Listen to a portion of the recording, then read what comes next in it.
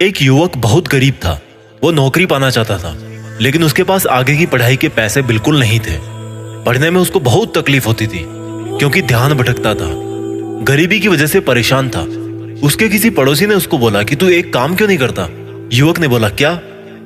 बोला कि तू एक काम कर, अपने शहर में जो सरकारी दफ्तर है ना, वहां पर जो सबसे बड़े अफसर हैं उनसे जाकर के तू उनसे कुछ सलाह ले, कुछ हेल्प मांग।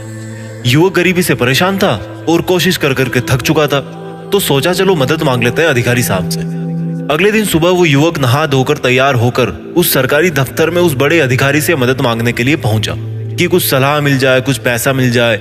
लेकिन वो बड़े अधिकारी उस वक्त ऑफिस में नहीं थे। तो पियोन ने जवाब दिया कि वेट कर लो, थोड़ा सा आते ही होंगे बस।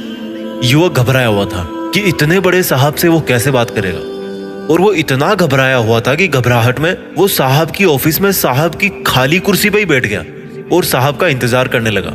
उसको पता भी नहीं था कि वो साहब की कुर्सी पे ही बैठा है। थोड़ी देर में साहब दफ्तर में पहुंचे तो देखा कि एक नौजवान युवक उनकी कुर्सी पे बैठा है। साहब का गुस्सा 7वें आसमान पे चढ़ गया। साहब उस पे चिल्ला बैठे, तुम कौन हो? तुम्हारी हिम्मत कैसे हुई मेरी कुर्सी पे बैठने की? तुम इसके लायक नहीं हो, दफा हो जाओ यहां से, 2 कौड़ी के आदमी, पता नहीं कहां से आ जाते हैं। युवक पहले से घबराया हुआ था, अब तो उसकी जान ही निकल गई थी। वो नजर झुकाकर हड़बड़ाता हुआ वहां से लौट करके वापस आ गया। उसको बहुत रोना आया, बहुत गुस्सा भी आया अपनी किस्मत पे। लेकिन इस पूरे घटनाक्रम की वजह से उसके मन में वो एक बीज पड़ चुका था जिसकी उसको बहुत समय से तलाश थी। उसके कानों में उस साहब की एक एक गाली गूंज रही थी।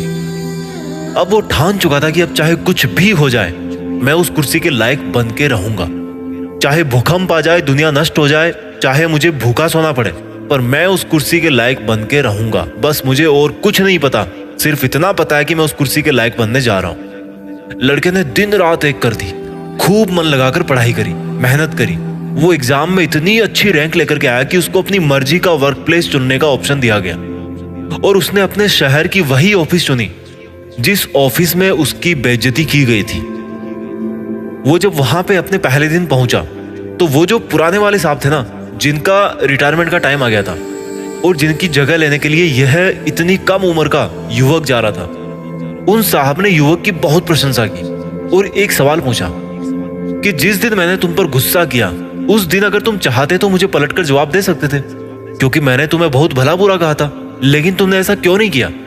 उस युवक ने मुस्कुरा करके जवाब दिया कि सर, वैसे तो मैं उस दिन आपसे बहुत छोटा आदमी था, लेकिन अगर मैं फिर भी हिम्मत करके आप पर गुस्सा किया होता तो आज मैं आपकी इस कुर्सी के लायक कभी नहीं बन पाता। क्योंकि जो ताकत, जो हिम्मत मुझे इस कुर्सी के लायक बना पाई है ना, अगर मैं आप पर उस टाइम गुस्सा किया होता तो वो जो ताकत थी उसी वक्त वो बर्बाद हो जाती। उस क्रोध को, उस ताकत को मैंने संभाल कर रखा, मैंने पाल कर रखा कि मैं कैसे नहीं बन सकता इस कुर्सी के लायक। उस गुस्से वाले दिन से लेकर के आज तक मुझे वो आपकी सब गालियां याद रही, और आपकी उन गालियों की वजह से ही मेरे अंदर क्रोध बना।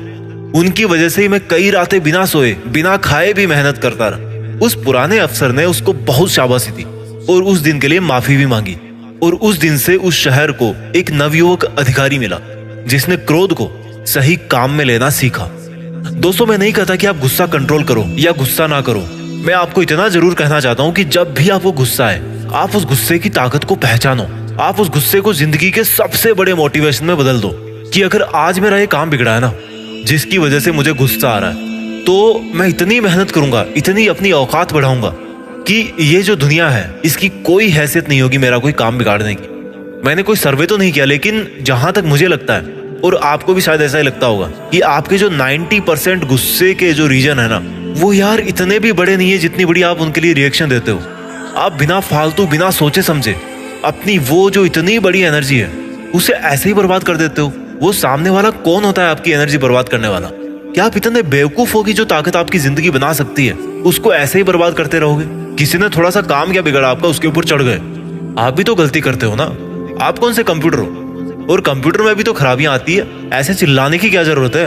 एक शिष्य ने अपने गुरुजी से पूछा कि जब 2 लोगों को गुस्सा आता है तो वो ऊंची आवाज में बात क्यों करते हैं, जबकि वो गुस्सा करते टाइम तो आमने सामने खड़े होते हैं, कम वॉल्यूम में भी बात कर सकते हैं। गुरुजी ने बड़े प्यार से कहा कि जब इंसान गुस्सा करते हैं ना बेटा, तो वो इतने करीब नहीं होते जितने वो दिखते हैं। उनके जो दिलों की दूरियां हैं वो बहुत ज्यादा बढ़ जाती है।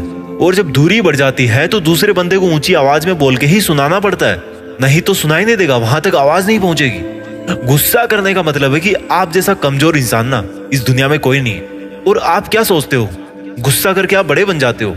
कोई अगर आप पर गुस्सा करता है तो आप कितनी मन ही मन में उसको गालियां देते हो, क्या वो नहीं देता होगा आपको? अपने आप को रख के देखो उसकी जगह, उसको कितना बुरा लगता होगा। क्योंकि आपके अधिकतर गुस्से तो उन्हीं पर निकलते हैं जो आपसे ताकत में कम है या जिनको आप अपने से कम समझते हो। और अगर आपसे वो ताकत में कम है तो क्या आपका लेवल भी उतना कम हो गया कि आप उसकी बराबरी करोगे? और अगर आपको लगता है कि आप उससे बड़े हो तो प्रूफ करके दिखाओ ना भाई। ऐसे बोलकर थोड़े प्रूफ होता है। हिम्मत है तो अपने दम पर उसके जितना बड़ा बन के दिखाओ। गुस्सा करना किसी भी एंगल से यह साबित नहीं करता कि तुम बड़े हो और सामने वाला छोटा। आप अगर किसी पर गुस्सा करते हो, रीजन चाहे कुछ भी हो, अगर वो सामने वाला बंदा आपको माफ भी कर देता है ना, अगर वो सामने वाला बंदा आपको माफ भी कर देता है ना, तो वो उन बातों को नहीं भूलता जो आपने क्रोध में आकर के उसको बोल दी है। एक बच्चे को बात बात पर गुस्सा आता था। उसके पिताजी उसको एक बाबा जी के पास लेकर के गए और बाबा जी से बोले कि बाबा जी मेरे बच्चे को ना बहुत गुस्सा आता है, इसको ठीक कर दीजिए। तो बाबा जी ने बच्चे को एक थैला पकड़ाया और उस थैले में बहुत सारी कीलें थी और एक हथौड़ा था। बोला बेटा जब जब तुम्हें गुस्सा आए ना, तुम्हारे घर के 500 मीटर के बाद में जो भी कोई पहला पेड़ हो, उस पेड़ पर जाकर के एक कील ठोकर के आ जाना। बच्चे और पिताजी घर पे आ गए वापस। बच्चे ने पहले दिन में 20 कील ठोक डाली, अगले दिन भी उसने 20 कील ठोक डाली। दिन में 20 बार गुस्सा किया।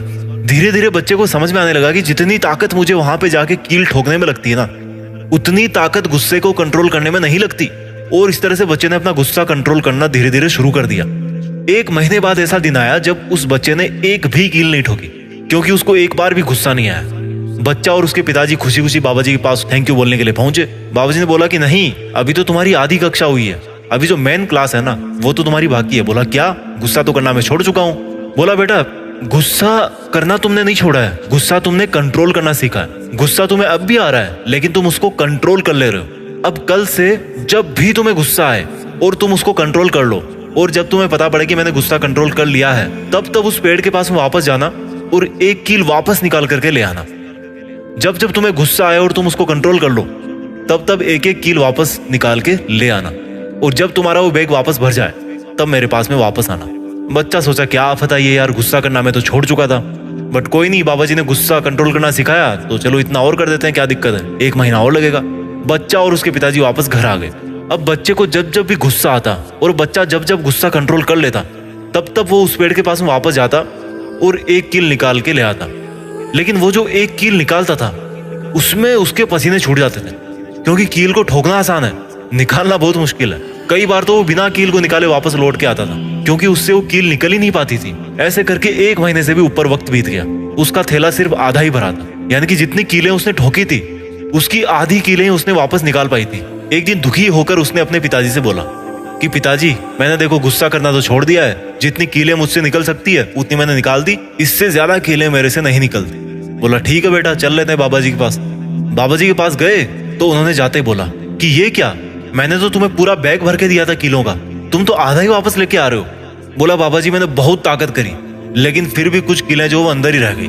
बोला बेटा यही होता है, तुम जो भी गुस्से में बोलते हो ना, उसकी चाहे आप 1000 बार माफी मांग लो, लेकिन उसकी वजह से उसके दिल में जो चोट लगी है ना, उसके दिल में जो कील जाकर के लगी है ना, जो अंदरूनी घाव है ना, वो आप कभी भी नहीं भर सकते, चाहे वो बंदा आपको माफ भी कर दे।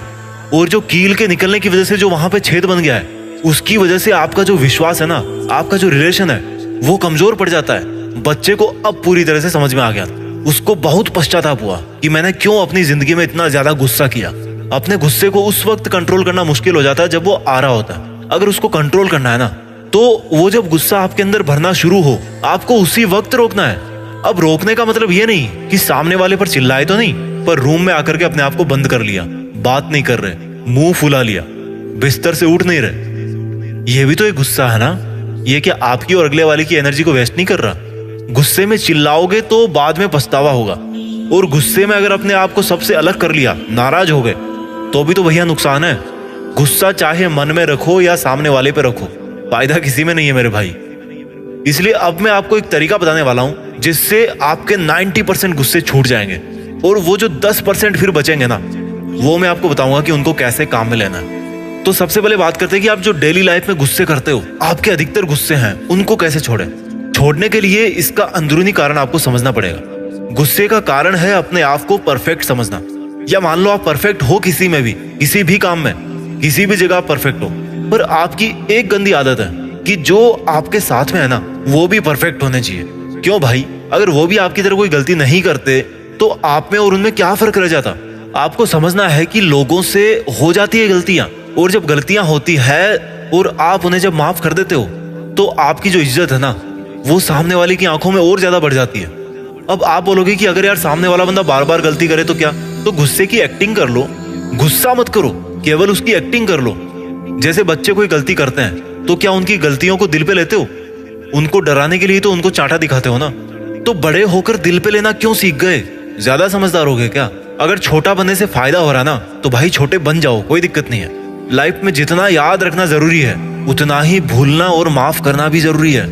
अगर आपको लग रहा है ना कि अगर आपने गुस्सा नहीं किया सामने वाले पे तो कुछ बहुत बड़ी गड़बड़ हो जाएगी, किसी का बुरा हो जाएगा, तो आपको वहां पर रिस्पॉन्ड करना ही पड़ेगा। रिएक्शन नहीं देनी, ध्यान रखना, रिस्पॉन्ड करना है। जहां पर इमोशन जुड़ जाते हैं ना, बातें जब दिल पे टच होने लगती है ना तो वहां पे भाई दिक्कत होती है। सांसें फूलने लगती है, पैर कांपने लगते हैं। आपको रिएक्शन नहीं देनी, रिस्पॉन्ड करना है, सिर्फ एक्टिंग करनी है। केवल उस एक्सेप्शनल केस में जिसमें अगर आपने सामने वाले को नहीं रोका, उसको आपने गुस्से से नहीं दबाया, तो जैसे मान लो वो किसी का गला पकड़ सकता है, किसी को मार सकता है, सिचुएशन से आपको समझ में आ जाएगा। और जब आपको रियल वाला गुस्सा है या आपका दिल बहुत दुखी हो, जो हजारों गुस्सों में से कोई एक गुस्सा होता होगा, तो वो जो गुस्सा है ना, उस गुस्से को आपको अपने सबसे बड़े मोटिवेशन में बदलना है। जैसे मान लो किसी ने आपकी बहुत बड़ी बेइज्जती कर दी, तो आपको सोचना है कि ऐसा क्या नहीं है मुझ में कि मुझे ये दिन देखना पड़ा। गुस्सा दिखाना है तो केवल एक्टिंग करो।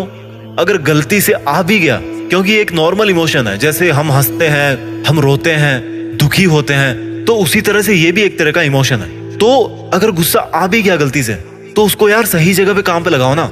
यार कपड़े धो लो, जिम में चले जाओ, गुस्से को ही बर्न कर दो पसीने से। फायदा भी हो जाएगा, किसी का नुकसान भी नहीं होगा और गुस्सा भी शांत हो जाएगा। जो एड्रिनलिन और कार्टिसोल हार्मोन होता है ना, वो बनता है आपकी बॉडी में जब आप गुस्सा करते हो। वो आपकी मसल्स में बहुत काम करवाने वाली ताकत भर देता है। एक बार उसको काम में लेकर के देखो, बहुत सारा फिजिकल आउटपुट आएगा। लेकिन ये क्या तरीका है? गाली दे दी, नाराज हो गए, खाना नहीं खा रहे, सो नहीं रहे, या सो ही रहे हो, मुंह फुलाकर बैठे हो। ये जो आपके अंदर ओवर सेल्फ एस्टिमेटेड सेंस है ना, उसको यार कम कर लो थोड़ा। आपका जो काम बिगड़ने पे गुस्सा आता है, उस काम को बिगाड़ने वाला रीजन इतना स्पेशल नहीं होता। जितनी बड़ी आप रिएक्शन देते हो, उस रीजन पे आपको कभी गुस्सा नहीं आएगा। केवल उससे आपका जो काम बिगड़ा है, उस काम के बिगड़ने पे आपको गुस्सा आता है। आई होप जीत फिक्स के इस वीडियो ने आपके अंदर एक शांति की शुरुआत जरूर करी होगी। इस वीडियो को उस व्यक्ति को जरूर दिखाना जो आपके जान पहचान का है और गुस्सा बहुत करता है, क्योंकि उसको भी नहीं पता कि गुस्सा उसको कैसे अपने वश में कर रखा है। स्वस्थ रहिए, शांत रहिए और आगे बढ़ते रहिए। मैं मिलता हूं आपसे अगले वीडियो में। जय हिंद, वंदे मातरम।